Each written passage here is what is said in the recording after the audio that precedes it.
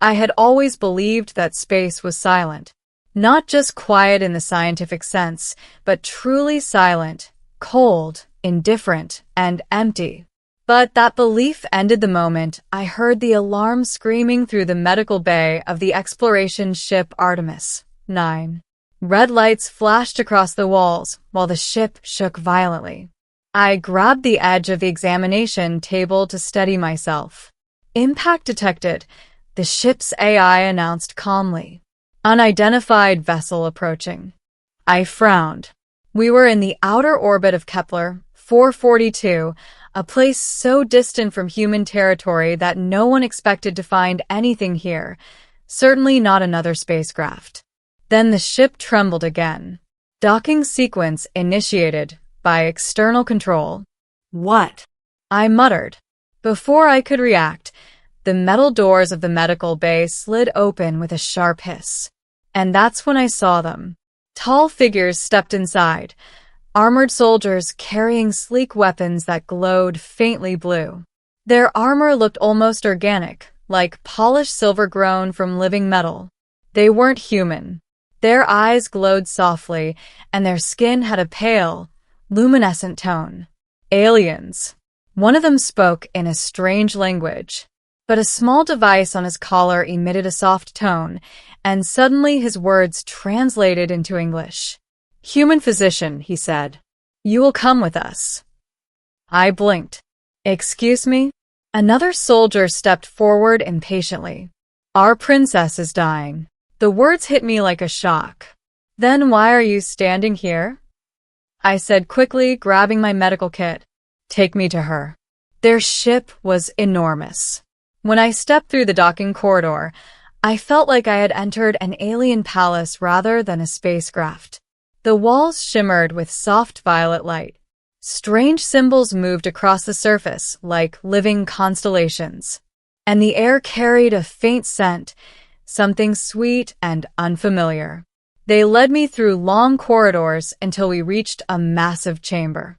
Inside, dozens of alien guards stood silently. At the center of the room lay a woman on a floating platform. Even from a distance, I could see the wound. Dark blood stained her silver clothing. The soldiers stepped aside. "Treat her," one said. I rushed forward, and when I finally saw her face clearly, I froze. She was breathtaking. Her hair shimmered like starlight, cascading over the platform in soft waves. Her skin glowed faintly, and delicate patterns of light moved across it like living tattoos. But her breathing was shallow. The wound in her side was severe. A plasma blade, from the look of it.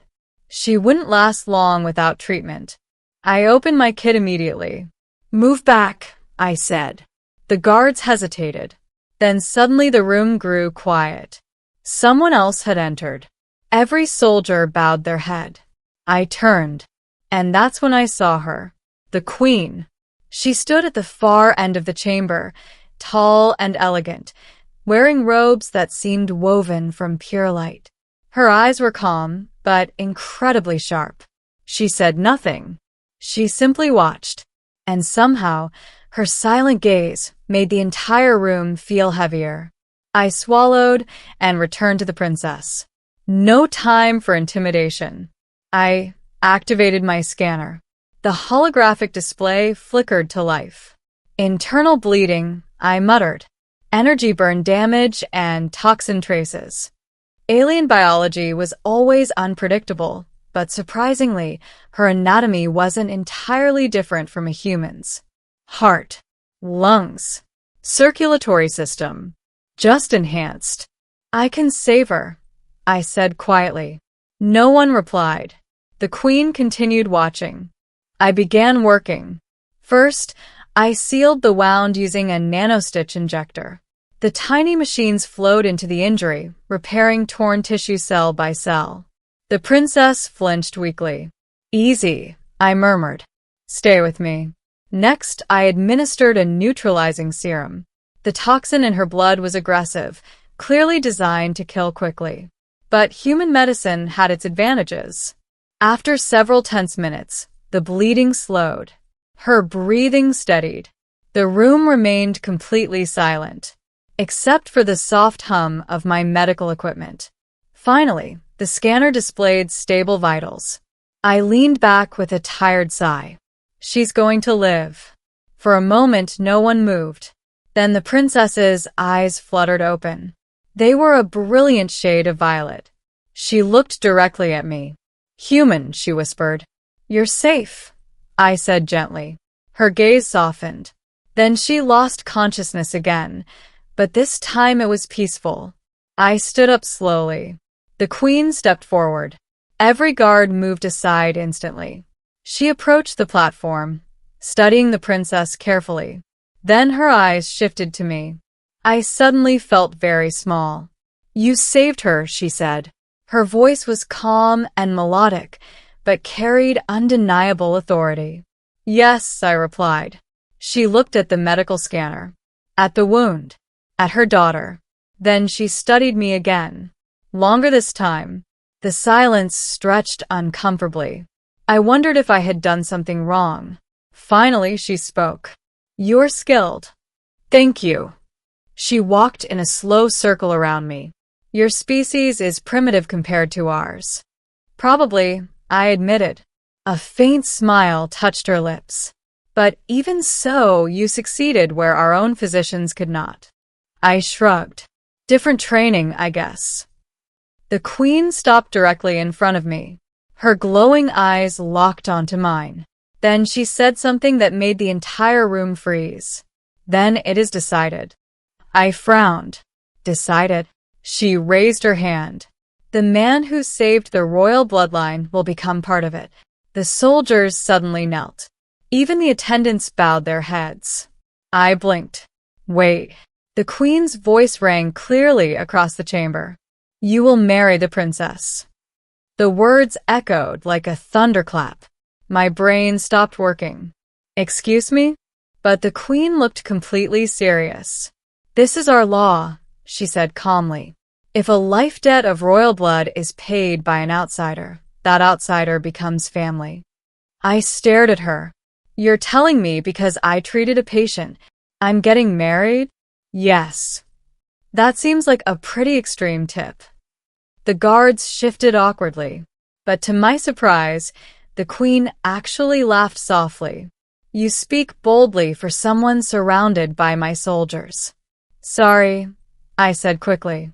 "That's just my natural reaction to sudden marriage proposals." The queen studied me again. Then she said something unexpected. "Do you refuse?" The room went silent again. I glanced at the princess. She lay peacefully, her breathing steady now. She had trusted me when she woke up. I sighed. "I don't even know her." "You will." "And what if she doesn't want this?" The queen looked thoughtful. "That is a fair concern." At that moment, the princess stirred again. Her eyes slowly opened. She looked around in confusion. Then she noticed her mother. "Mother?" "You were wounded," the queen said gently. The princess tried to sit up. Then she saw me. Her eyes widened slightly. "The human?" "Yes," the queen said. "He saved your life." The princess looked at me with quiet curiosity. Then the queen delivered the news. "I have declared that you will marry him." The princess blinked. Then she looked at me again. A long silence passed. Finally, she said something that shocked everyone. "Good." I nearly choked. "Wait, what?" The princess smiled faintly. "You were kind to me when I was dying," she said. "That matters." I scratched the back of my neck. "Well, that's nice to hear." She tilted her head. "You seem nervous." "Your mother just arranged my wedding 5 minutes after I performed emergency surgery." "That is understandable." Then she extended her hand. "My name is Lyra." I hesitated for a moment, then shook it. "Daniel." Her fingers were warm. "Daniel," she repeated thoughtfully. The queen watched us both with a faint, satisfied smile. And suddenly I realized something terrifying. This might actually be happening. Over the next few days, I remained aboard the alien flagship. The princess recovered quickly, far faster than any human patient would have. Apparently, their biology included advanced regenerative abilities, which made me wonder why their own doctors couldn't save her. But I didn't ask. Instead, I spent most of my time with Lyra. She was curious about Earth, about humans, about everything. "Is it true your oceans cover most of your planet?" she asked one evening as we walked through a garden dome filled with glowing alien plants. "Yeah," I said, "about 70%. Her eyes widened. "That sounds beautiful." "It is." She smiled softly. "I would like to see it someday." I looked at her. "You know, this marriage thing doesn't have to be forced." She stopped walking. "I know." And she turned to face me. "In my culture, life debts are sacred," she said. "But marriage is not meant to be a prison." I nodded slowly. "So, you're saying we can decide what happens next?" "Yes." She paused, then smiled. "But I do not dislike the idea." I laughed quietly. "Well, that's reassuring." High above us, stars drifted past the transparent dome. For the first time since being abducted onto an alien warship, I felt strangely calm. Maybe saving that princess had changed my life forever. But as Lyra stood beside me under the glow of distant galaxies, I realized something surprising. Maybe it wasn't such a bad future after all. And somewhere in the palace corridors, the queen watched silently, just as she had from the very beginning, knowing that sometimes the fate of empires could change because one human doctor simply chose to help someone in need.